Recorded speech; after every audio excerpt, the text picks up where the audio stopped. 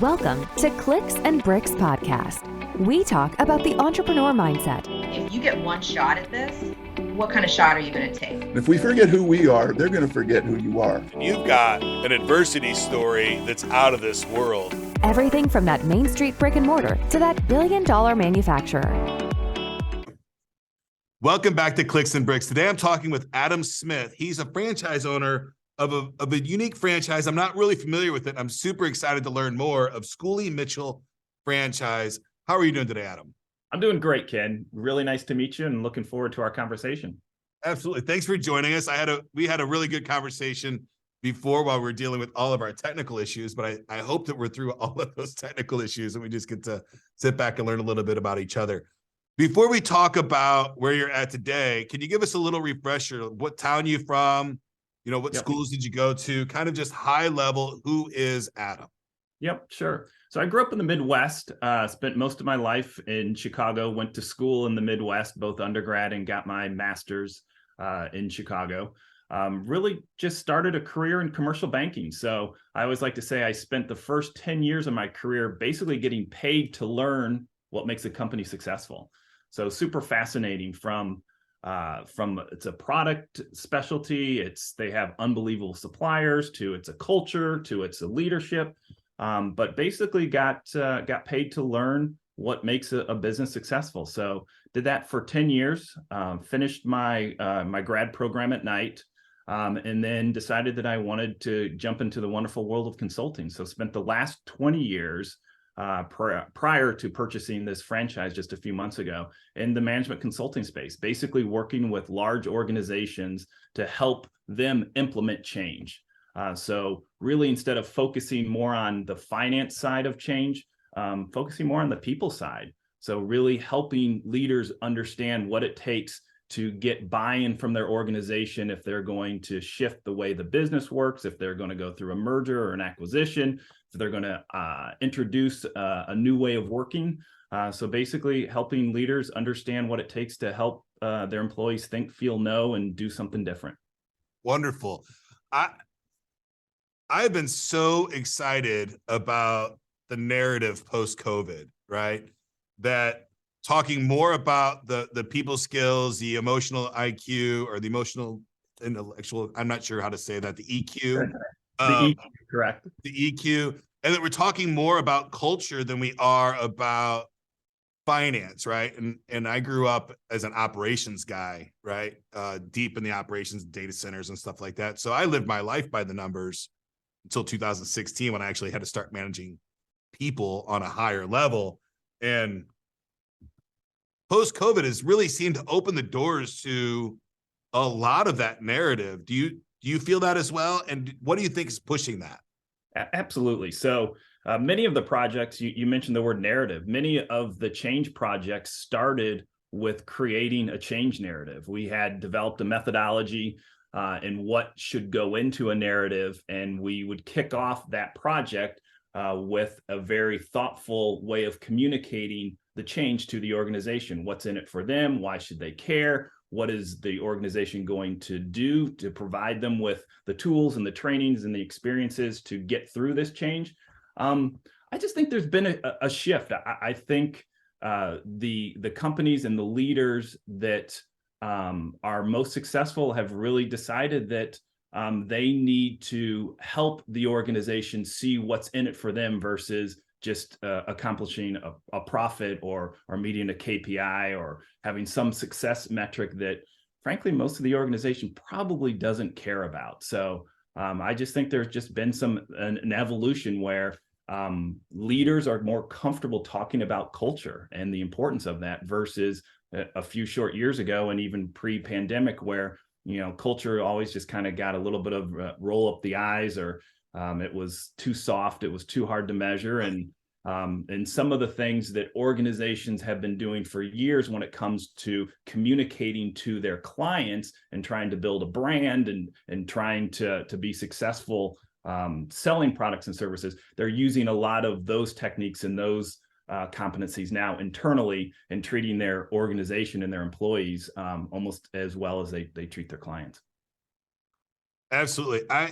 I read a lot of books, and I don't know the book that I learned about SMACS, a systematic, methodical, and consistent rule set, right? I think Southwest is the one that made that kind of really popular. And one of the very first lines, and the ones that we created for our company, was that our employees are our most valuable asset, and the tribal knowledge is extremely hard to replace. So we'll keep our employees as long as we possibly can and nurture them into the proper role if they're not in the right role. And obviously that doesn't always work, but it does help a lot. And I just think that it's so much fun being at this stage in the world that we're in. It feels like a collective consciousness is currently in the change. And I really like that.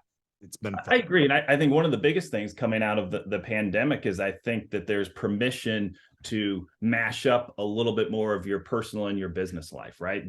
That line has gotten blurred, and some people think that's maybe not a good thing, because when do you turn it off, and when do you separate your business from your personal? But in many ways, I also think it's given permission to be a bit more who you are and be more comfortable sharing that in the workspace. So I think it's a positive thing. So absolutely. I think the tech like TikTok and Instagram, as we're bringing our businesses more into the front line of consumer view, that's going to naturally happen. And those brands, I think, win long term, right? People are going to buy from brands that they like, right? Or brands that come up first on Alexa, whichever one.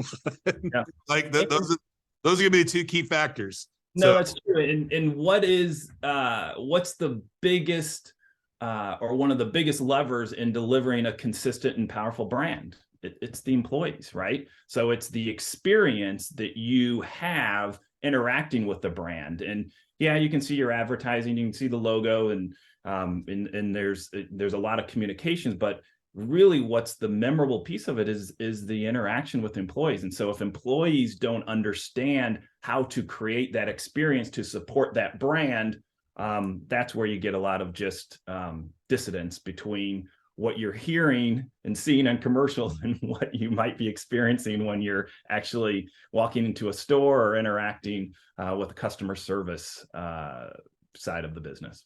Absolutely. I could talk about company culture and the change that we're currently at least it feels like we're going through that change to me. A lot of leaders that I'm talking to, culture is at the forefront of what they're dealing with. So that I could just go into on a nonstop basis, probably forever. But we're here to talk about you and your business and your transition state. You left a Fortune 500 company at some point and left of a startup. Mm-hmm. And am I wrong? You were the third person to go into that startup, or? So I was about the fifth employee. So Okay. I left big consulting in about 2005. And got introduced through a mutual friend to the gentleman that owned a consulting company here in San Francisco. And the company really, what I said, they played at the intersection of strategy activation and employee engagement. So how do you help a company roll out a new strategy and do it in a way that's engaging with the organization? So I was about the fifth employee to join. We built that business up, and then in 2014, we sold it to a much larger consultancy. And I spent about 7 years working for the larger consultancy, really just kind of moving upstream in terms of the size and the complexity of the work that we're doing. So instead of working with companies that had 300 to 500 employees, we were now rolling out change to 20,000 employees, or in one case, 100,000 employees across 26 different work groups. So the complexity just went off the scale. So I was doing that for, like I said, about 8 years. And then about a year and a half ago, just kind of decided that I was ready to do something different. And I think what the biggest decision, the biggest part of my decision was I just asked myself, who do I want to work for? Who do I want to work with? And I realized that I was probably most happy when I owned the business. I was most happy when I was an entrepreneur. It was scary and a lot of challenges and a lot of sleepless nights, but for me, the personal satisfaction was was what I missed. And I also I missed working with smaller to medium-sized businesses. So fast forward about 6 months ago, I purchased a B2B franchise called Schooley Mitchell, where the value prop is very simple. There's a lot less bureaucracy. There's a lot less politics. It's really straightforward. So we are part of the largest cost consultancy company in North America. So we work with small to medium-sized businesses to help them manage their costs across some key cost categories that almost any business in any industry has. Wonderful. I love it. And I want to get into the Schooley Mitchell side of things in a little bit, but I want to go back to making a change in an organization of 20,000 people. Yeah. I've never had to do that. And I think the largest, I did some work with Netscape years ago, and that was a large firm, but it was training and some software stuff. It wasn't a change initiative. So I guess my largest experience is about 700 people, and it was a drastic failure, like bankruptcy failure, right? Like a company that was good, strong, and healthy, trying to change the culture of kind of a hippie nomad to more corporate America culture. Well, it destroyed the entire organization, right? It brought the stock price from $80 a share to $0.25 a share in about a year. So I'm sure there was other problems in the company too, but how do you start with an organization that large? Does it start with the change in each individual department, or is it more like Zuck and he just like, hey, I'm going to put it out in public that we're changing our name to Meta, and the employees will just follow suit? Yeah. So I used to always have this comment with senior executives when we're going through a big change. And a lot of times I'd hear, well, just tell them what to do, right? Tell them and they'll do it. And I used to always say, well, do you have kids? And typically they'd say, yeah, I have kids. So just telling them what to do, how well does that go for you typically? And then they kind of say, oh yeah, not as well as I'd like it. So something that complex, it's really about being able to break down the different audiences and to understand the human motivations. Like the organization is asking the employee base to do something different, to work differently, to think differently, to feel differently. So what the work is, I think, is really understanding what each audience is, what they truly care about. We used to think about concerns both at a macro level, like what keeps them up at night, what worries them outside of their job, keeping their job, putting food on the table for their family. So these macro concerns. And then also they have micro concerns. What are the concerns that they care about as it relates to this particular effort? So really, once you understand the different audience groups, you can segment the audiences. And once you understand what they truly care about from a macro and a micro perspective, doing the communications is a lot easier. Understanding the skills and the training that they're going to require to adapt to the change and to carry out the change that leadership is asking them. To understand what are the incentives, what's the infrastructure, what's the, how are they going to be measured, what's going to change about their performance review. So to me, it really starts about making the change personal and understanding what the different audience groups care about. And then hopefully you're able to create a narrative and the conditions around the narrative to help them get through the change, and to have them see that, they're going to be more talented, they're going to have more skills on the other end of this. Maybe what we're asking them to do is more connected to what they care about and their personal purpose, or there's a different motivator. So it's just really important to understand the concern sets and to communicate to each of those groups in a way that they're most likely going to listen to you. Very interesting that you break them into the groups first, and then it almost feels to me, and should an owner look at a culture change like that for a large organization, almost like a marketing campaign for a new product or service? Exactly. One of our big differentiators when we started this business is that we were taking the same skills, approaches, and competencies that you would do when you're communicating and marketing to your external clients. We were bringing that internally. And I was just shocked that the same discipline and the same amount of creativity and just the the way you worked with your internal audiences was very different than what you were going to do from a marketing or communication standpoint to your clients. So that was one of the big ahas that I think helped us differentiate ourselves. And we would compete against some very large consultancies that had done this type of work dozens and dozens of times. But I think our methodology and our ability to bring the client into a co-creative process and to take them through that journey was a big differentiator. So they felt like they were part of the solution. So when it was time for the leaders to communicate and kind of talk the talk and go out there and carry the initiative forward, they were part of the solution. They were part of the tactics, part of crafting the narrative and the different change initiatives that we were going to do to support the change. So they were bought in, and that was a big part of creating a path to success. Absolutely. And I find it a lot of times I see when we're rolling out new CRMs, content management systems, or customer relationship management tools for companies, that if the employees don't have buy-in, that it's always a failure, right? You have to have the employee buy-in for those kinds of initiatives to move forward. And I think we're going to see more and more of this, because today you've got employers for the first time creating marketing initiatives to get employees. They really have to sell their business to get the employees to come work for them even.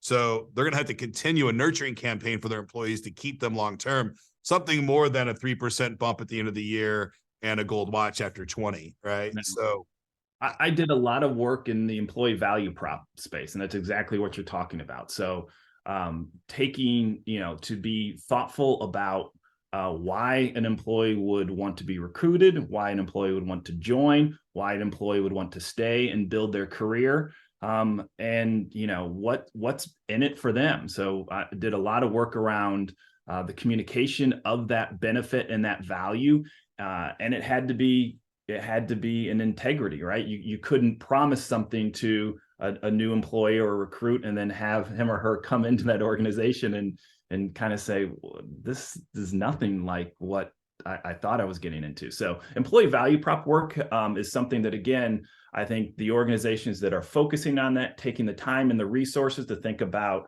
how they onboard, how they train, how they grow, and have a very thoughtful plan, a holistic plan, and have the right touch points for the entire client experience or employee experience. I think those are the ones that are probably going to be more successful or are more successful. I could not agree more. So moving on, Schooley Mitchell, you're a franchisee. What do you have a geographical location that you're landlocked to on clients that you can't help? Yeah, no. That was one of the pros of making the decision to purchase a Schooley Mitchell franchise is we don't have territories. We have there's about 200 franchise owners in North America, and we all work off of the same CRM system. So we're making sure that we're not tripping over each other, that we're not calling on the same clients. But after 30 years in the business world, I have a lot of contacts and all over the United States. So one of the other thoughts was I get to now, after 30 years, really activate and work more thoughtfully with a lot of folks that I've known for years and years. So I can work with any business across any industry. It's really the two things that make great clients are revenue size. So anything around $1 million or more typically have spend in these categories that are significant enough. And then the other one is just complexity, multiple locations, multiple business lines, a lot of growth in a particular industry that's going through change. So it's revenue size and it's complexity. Those two factors are what typically lead me to an organization that I can really help. Okay. So you said revenue size $1 million plus. So maybe a suburban pizza joint, 500,000, maybe not your fit, but an urban place that has tons of foot traffic. They're the $1 to $2 million a year restaurant could be a good fit. That's right. And again, our cost categories. So there's really 5 big cost categories. So it's telecom and data, it's merchant processing, it's shipping, it's waste removal, and then there's a little bit of work around e-subscription. So typically, if that spend is north of $100,000, and they typically, surprisingly, it's about 10 to 15% of a business's operating budget lands in those cost categories, then they're an excellent candidate for us to take a look. And as I mentioned, it's the way our value prop works. We work completely on a contingency basis. If I can't save you $2, I'm not going to earn $1. So there's no downside. I hear a lot of the value prop is too good to be true. What's the catch? And there really isn't. It's a minimum time commitment. It's typically about 30 to 45 minutes of conversation to gather the information that we need, the billing statements, ask a few questions around helping us understand how that service integrates into your business. And the rest of the work is on our cost analysts. And again, our cost analysts are seeing hundreds of these type of deals a month. So we know the marketplace. We know which vendor is willing to pay or charge what rate. So we've aggregated that with our 3,000 different vendor relationships. And so it really helps kind of take away the knowledge imbalance. A lot of these vendors just have no more than their current business and know more about the charge codes. And so we kind of level that playing field to make it a bit more equitable. Right. And I assume that's why you do a 3-year contract with the companies, because you're going to find things that are under contract for up to 36 months that, hey, when you renegotiate this contract, these are the things that you should do and be looking for. Yeah, and the model also is it's not a one and done. So during those 36 months, we continue to audit and review your billing statements. We want to make sure that technology hasn't changed, that there isn't a new offer or a new service. So we continue to make sure that the billing rates are staying the same. And then at the end of that 36 months, a lot of my clients want to renew and say, I just don't ever want to worry about this cost category again. I'd rather just know that we're paying an optimal, very competitive rate, and we're willing to have Schooley Mitchell continue to monitor those costs. So it's a really nice model and one that has helped make Schooley Mitchell over that's almost 25 years very successful franchisor. I absolutely love it. There are not a lot of service providers out there that cater to that $1 million a year company, yep. Right? It's just not. So I know the 1 million, I'm assuming that at 1 million, you've got anywhere between 2 and 20 employees, right? Million revenue doesn't support much more than 20 employees. That's typically about right. It's probably even less. And again, it depends if they're doing, a lot of online sales, if they're doing a lot of consultancy. It never ceases to amaze me the amount of money and revenue some small companies can really generate. And again, there's no downside. There's no risk. We can have a quick conversation and basically understand, again, your spend in these categories and the kind of the complexity of your business to know if there's an opportunity for us to potentially help you. And for me, I loved the black and white value prop. We either can save you money or we can't. After 10 plus years of complexity around huge change initiatives, the politics, the bureaucracy, the pressure, this was one of the biggest reasons I just decided I wanted to make this a very simple, clean way of working with entrepreneurs. And once we come in and save you some money on the cost side, there may be opportunities to talk about some of the employee engagement, some of the employee value prop, client experience, employee experience, all of the other consulting skill sets that I can also bring to the table. Right. So on the Schooley Mitchell side, you can help them save money by looking at their costs and operationalizing the monitoring of their cost centers.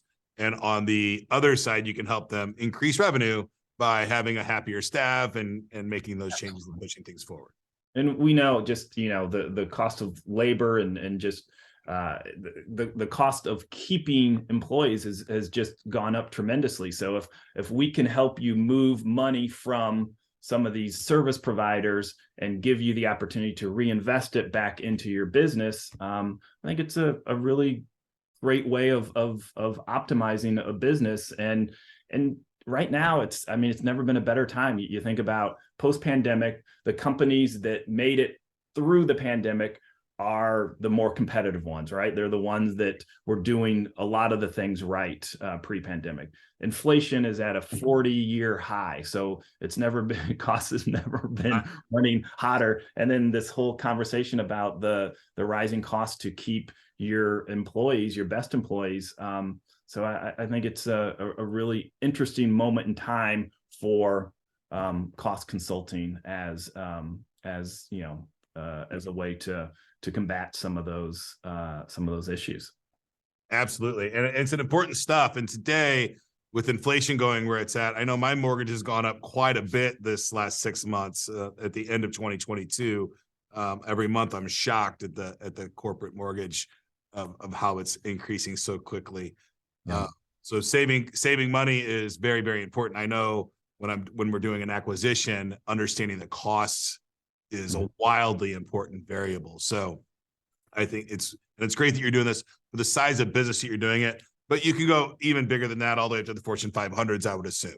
Yes, you can. As the company gets larger, they have departments, resources that are 100% dedicated to this. So there's kind of a sweet spot where we find the most success. But again, there's no downside to just asking the question and just having a conversation to see if it makes sense. What I've found, it's the companies that need more. The companies that have more reasons not to do it are the ones that I typically find the most savings in. And the ones that are quick to raise their hand and say, wow, this is, there's no downside, there's no risk. Those are the ones that for some reason typically are more optimized than others. So the ones that, have a hard time making this a priority, or think they can do it on themselves, or think that there's a catch, are the ones that we tend to do well with. Wonderful.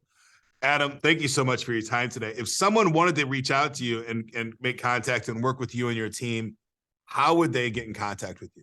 So you can find me on schooleymitchell.com. There's a directory of the different franchise owners. So schooleymitchell.com, or you can reach me at adam.smith@schooleymitchell.com.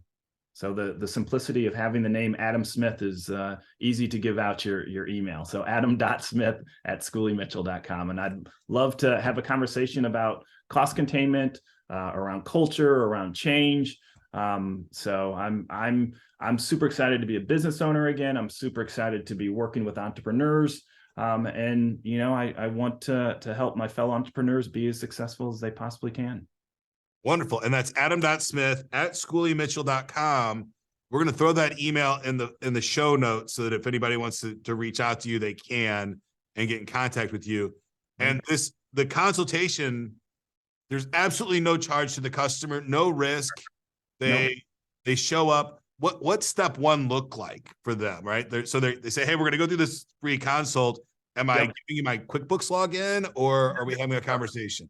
No, it's the information we need is just the billing statement. So we'll have a conversation to understand what vendors you have in each of these different cost categories. You can select to look at one cost category. You can look at two. You can look at three. A lot of my new clients will start with one cost category to see how it goes. But it's about a half-hour conversation to understand how you're using them and to get copies of the billing statements.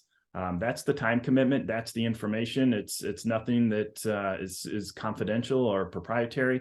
We'll take that information and I'll work with our cost analyst to contact not only your incumbent, because 80% of the time you end up staying with your current provider. You just get a better rate. So we'll always go back to your current provider to see if we can negotiate a better rate. And then we'll always bring at least one more, typically two other vendors that have competitive rates that you can compare. So I love it. Adam, thank you so much for your time today. I had a great time talking with you and learning about your business. I really appreciate it. Thanks, Ken. All right, that's it for the show today, folks. Have a great day. Thanks for watching today's episode of Clicks and Bricks. Get to work.